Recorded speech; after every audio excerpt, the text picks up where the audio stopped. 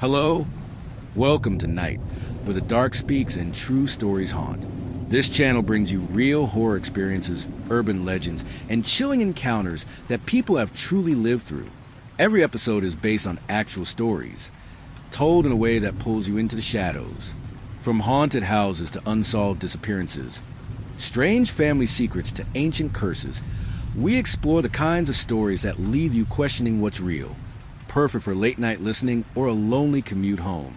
Subscribe and let the night in. If everyone can leave a comment to let me know where you are listening from in the world.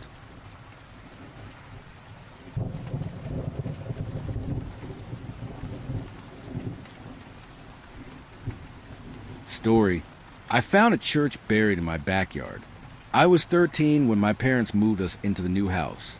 It was one of those cookie-cutter neighborhoods, manicured lawns and trees that looked like they'd been planted by the same person. The house was fine, not much different from the old one, really, but the backyard, that was my kingdom. I was obsessed with digging back then. I used to make these huge pits at the beach, cover them with towels, and pretend they were forts. I guess I felt safe down there, surrounded by dirt, away from everything else. So when my stepdad told me I could dig in the backyard, I couldn't believe it. He even gave me a pointed metal shovel. But he had rules. Don't go deeper than 4 feet. It could collapse. It could hit an underground pipe or cable or something. I nodded. I heard him, but I wasn't listening. I started digging on Friday night, right after dinner. The soil was soft, easy to cut through, and by the time the sky turned purple, my mom called me in for bed. I had a 3-foot deep grave-size hole, but that wasn't enough. I wanted more.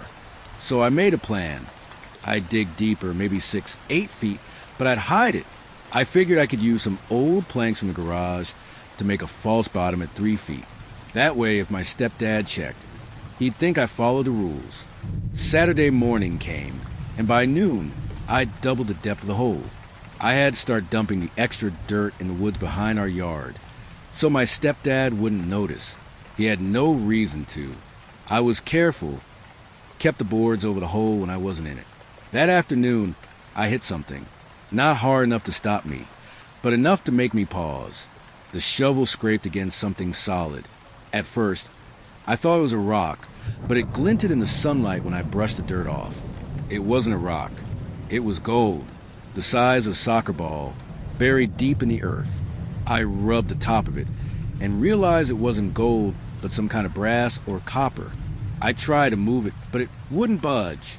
I wanted to get topside, but knew I'd have to lie to my stepdad about how far down it was. So I kept my discovery hushed when my mom called me in for dinner. All through dinner, I kept thinking about it. What was it? Some kind of treasure? I wanted to figure out on my own. So I asked if I could sleep outside in the fort that night, but they shut that down fast. They were worried the hole would collapse on me in the dark, or that it would get too cold. After dinner, I went back out. The backyard was quiet, just the sounds of the woods in the distance. I pulled up the boards, climbed down, and started digging around the orb, trying to loosen it. The more I dug, the more I realized it wasn't just an orb. It was connected to something below.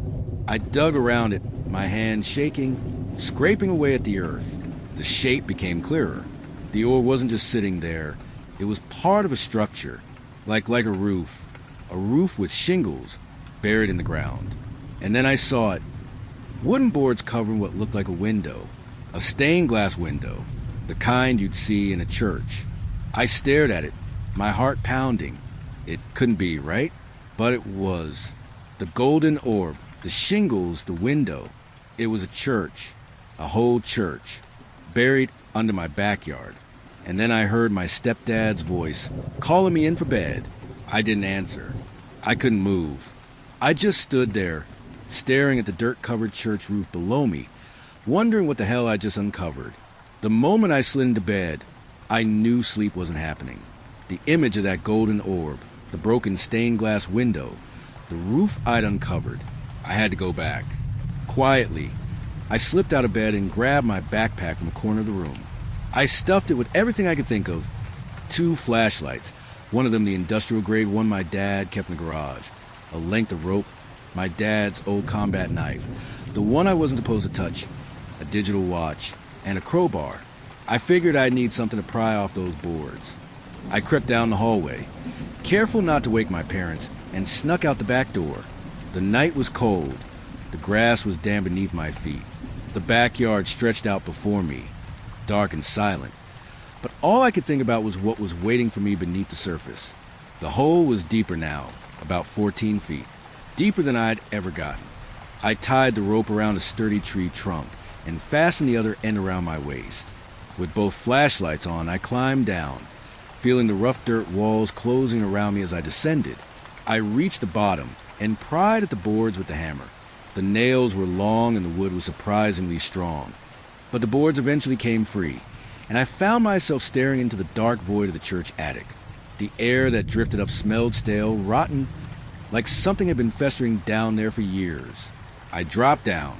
The attic was cramped, filled with debris, but it wasn't just junk. There were old crosses, some bent and twisted as if they'd been melted. Dusty hymnals lay scattered across the floor, their pages torn and scribbled with what looked like handwriting, but not in any language I recognized, and in something that looked like dried blood. Some of the wooden pews were stacked haphazardly against the walls, warped beyond recognition. It was like the place had been forgotten and then twisted by something dark. The beams above me sagged, barely holding up the weight of the earth above. And then there were the statues. Saints, maybe? They stood in the corners, their faces chipped and cracked and distorted in unsettling ways. At the far end of the room, I spotted a small drop-down staircase embedded in the floor. It looked ancient, the wood rotted and splintered. I crouched and pulled the latch, lowering it slowly. Below, I could see the faint outline of a hallway. I descended into the hall, my footsteps barely a whisper on the creaky floorboards. The hallway was narrow, claustrophobic. Faded wallpaper peeled off the walls in strips, and smell, thick, musty, like wet earth, was stronger down here. My flashlight beam flickered over the floor, and I froze. There was a hole, a gaping hole that dropped down into blackness, like the earth had swallowed part of the building. I caught myself just in time, stepping around the edge cautiously. Ahead, a staircase beckoned at the end of the hall. I reached it and realized the rope had pulled tight. No more slack. I untied it from around my waist and left it there, taking note of the distance. The stairs creaked as I descended, opening up into what had once been the main room of the church. My flashlight swept across rows of old pews, all facing forward, but not in neat lines anymore. They were scattered, some overturned, others half broken, as if something violent had ripped through here long ago. Dead candles sat in iron holders, the wax long dried, and scattered across the floor were torn pages of Bibles. Some of the pages were marked with strange symbols, almost like runes. I stepped forward, my footfalls echoing in the silence, and the sound felt wrong, like I was intruding on something that wasn't meant for me. The altar was still intact, but the crucifix that hung above it was upside down, its wood splintered at the base. Then I saw the doorway. At the back of the room, half hidden in shadow, it led to a staircase going down. I hesitated for a moment, but curiosity won out. The basement was made up of a kitchen, though everything was old, rusted. The countertops were littered with dirty dishes, long dried and cracked. A recreation room was next, but the furniture was overturned, broken. A chalkboard in the Sunday school room had childish drawings still scrawled on it, but they were smeared like something or someone had clawed at them in a panic. Finally, I moved into the back room. It was small, tucked away like a secret. The door was heavier than the others, reinforced. When I pushed it open, the stench hit me like a wall. I gagged, my flashlight shaking as I pointed inside. There, in the corner, was a single chair, wooden and old, and strapped to it was a body, or what was left of one. The corpse had been there for a long time, mummified almost, the skin pulled tight over bones, the mouth frozen in a silent scream. The wrists and ankles were bound to the chair with thick, rusted chains, and something had been carved into the chest. Deep, "Forgive me, Father, for I have sinned." I froze in the doorway, staring at the body strapped to the chair, the bloody inscription carved in its chest. The words on the wall loomed above it like a threat. But the stench in the room wasn't just coming from here. It was stronger, more putrid, coming from somewhere else. I turned my flashlight toward a side door I hadn't noticed before. The hinges were rusted, and the door creaked as I pushed it open. Inside was another small room, dim and cramped. Hanging in the middle of the room, from a thick rope tied to an overhead beam, was a priest, or what was left of him.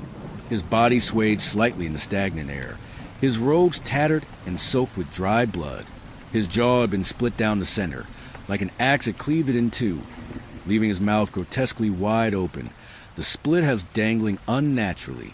His eyes were open, bloodshot, empty, staring into nothing. I wanted to turn away, to bolt, but I couldn't. Something about him held me in place. And then he moved. It started with a twitch, just a subtle shake of his head, the kind you'd miss if you weren't looking closely.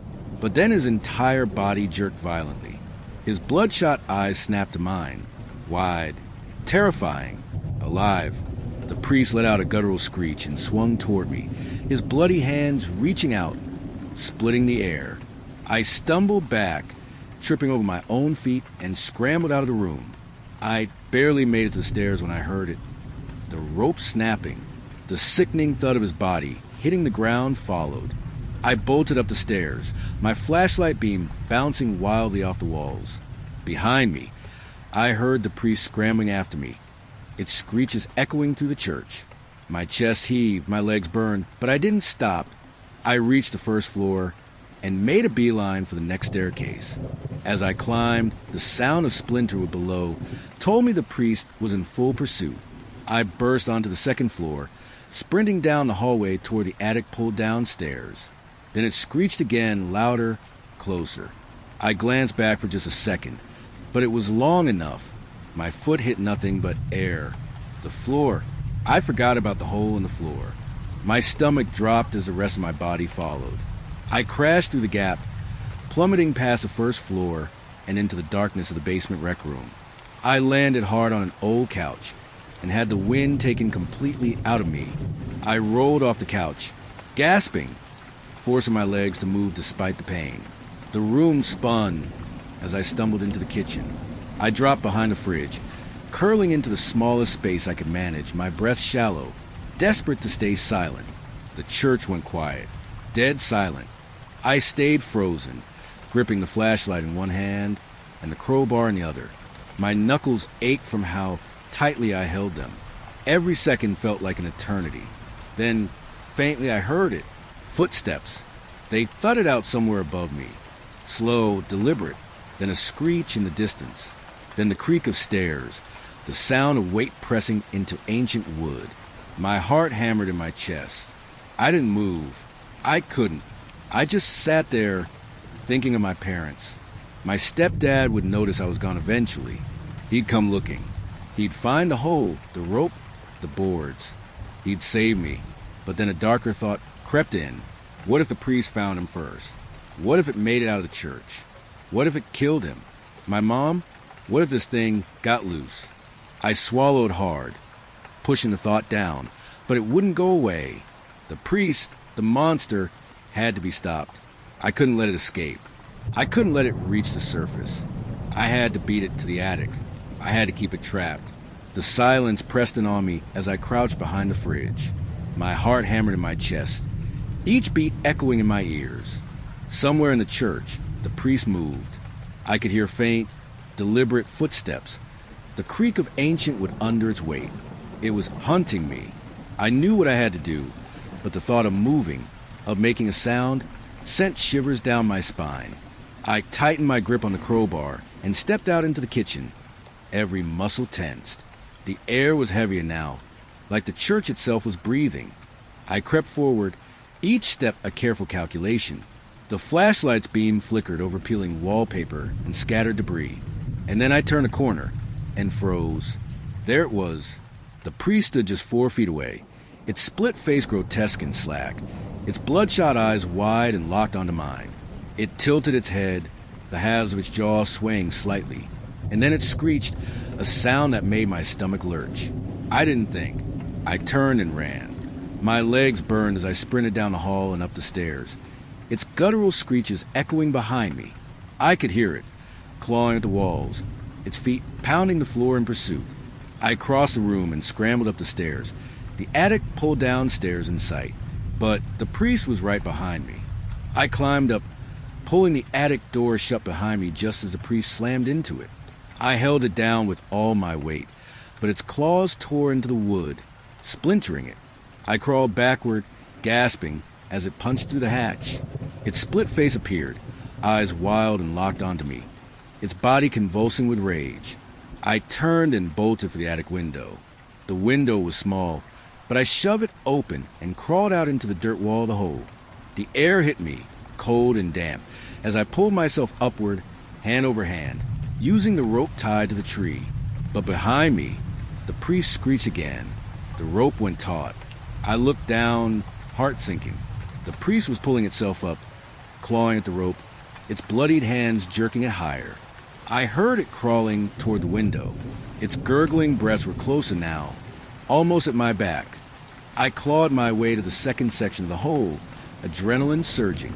The moment I reached it, I grabbed a shovel from the side of the pit and started hacking at the edges of the hole. Large chunks of dirt and rock crumbled, cascading downward toward the window. My hands burned, but I didn't stop. The priest's screeching grew louder. I turned for just a second and saw it burst out the window, its bloodshot eyes locking onto mine. It lunged upward, its claws reaching for me, and then the hole gave way. The entire lower section collapsed in on itself, filling the window and burying the attic beneath tons of dirt. The priest's screech cut off abruptly, muffled by the earth. I stood there, panting, staring at the rope, one end still trailing into the dirt where the church had been. I didn't hesitate. I grabbed my dad's combat knife and cut the rope, severing connection between the surface and whatever was buried below. The remaining rope dangled down, tied to the tree above me. I grabbed it and climbed out of the pit, my hands raw and trembling. The hole yawned below me, but I didn't stop. I had to finish it. I spent the rest of the night dragging dirt back from the woods, shoveling it into the pit. My arms ached, my body screamed for rest, but I kept going. By the time the first light of dawn broke over the trees, the hole was gone. Just a patch of freshly turned earth remained. I stumbled inside, covered in dirt and sweat. I took a long, scalding shower, scrubbing the grime off my skin. My reflection in the mirror didn't look like me. It was pale, hollow-eyed, haunted. Downstairs, my mom looked up from her coffee. "Oh, you're up early," she said, smiling. I nodded, sitting at the table. My dad rustled his newspaper, oblivious. Outside, the backyard was quiet, peaceful,